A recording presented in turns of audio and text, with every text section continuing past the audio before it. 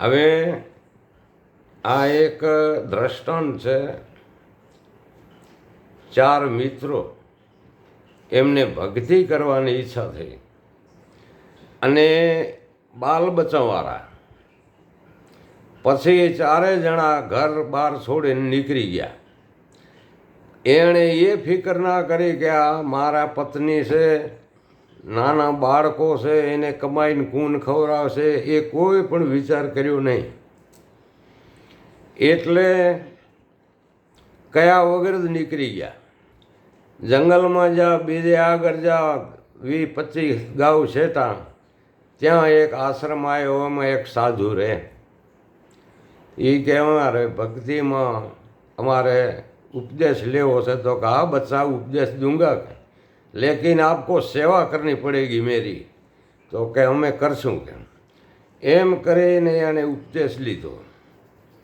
હવે ઉપદેશમાં એ સાધુ પોતાની જ સેવા કરાવે, કંઈ ન હોય તોય પોતાના શરીરની પગ દબાવે, કોઈ માથા દબાવે, કોઈ એમ કરે ને.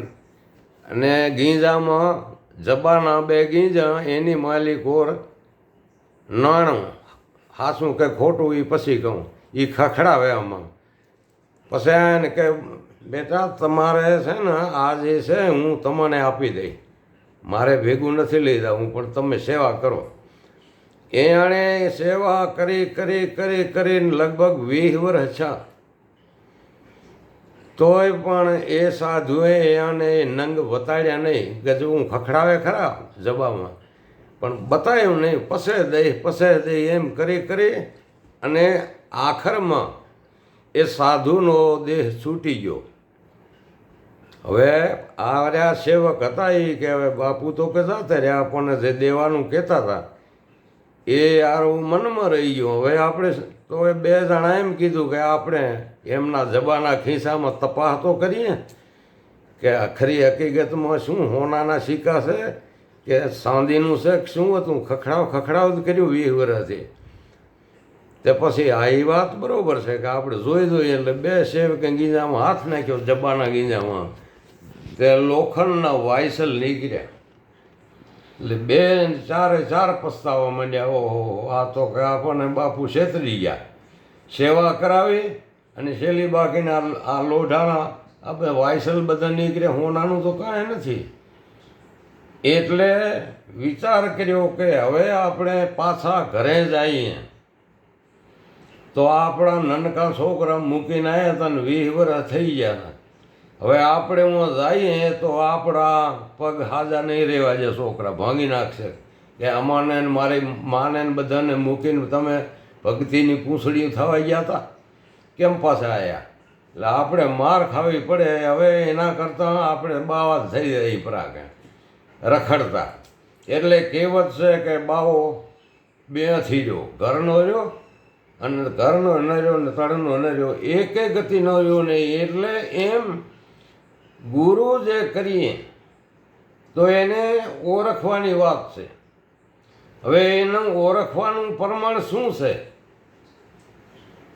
કે આ ગતિવાન પુરુષ છે કે કેમ છે, એનો અંદાજો કઈ રીતે આવે? એ અમારા શાંતિ બાપુ કહેતા કે કોઈ પણ સંત પુરુષ હોય એની 2 નિશાની છે, એની વાણી અને વર્તમાન. વાણીમાં મીઠાશ હોય, વર્તમાન સાદું હોય, એનું ભોજન સાદું હોય. આવા સાધુ નિર્મળ હોય છે. બાકી અત્યારના જમાનામાં હું નથી કાંઈ કહેતો, પણ જોઈ તપાસીને ગુરુ કરવા, 5 ઠકાણે તપાસ કરવાની. આ બારે શાકભાજીની લારીઓ આવે છે, એમાં બાઈ માણસ 5 લારીમાં તપાસ કરે કે કઈમાંથી લેવું. એમ અનુકૂળ આવે ત્યાં આપણે ઉપદેશ લેવો. અને ઉપદેશ લીધા પછી જો આત્માનું કલ્યાણ કરવા માટે જ આપણે લેવાનો હોય છે. અને ઘણા એમ કહે છે કે અમુક સાધુ ગુપ્ત વસ્તુ રાખે છે. એટલે મેં એક પેલા શાંતિદાસજીને પૂછ્યું, કીધું બાપુ જગતમાં આવી વાત હું સાંભળું છું, એ વાત ખરી છે? તો એમણે ના પાડી કે ગુરુને ચા કમાણી કરવી છે તો તમારાથી સાનું રાખે, જે છે એ તમારા મેદાનમાં મૂકી દીધું છે. તમારી જેવી તાકાત, જેવો પ્રેમ, જેવો ભાવ તમે પ્રાપ્ત કરી શકો, એમાં અમારે ક્યાં ભેગું લઈ જવાનું છે. એટલે એ વાત મને કીધું કે એ વાત ખોટી છે.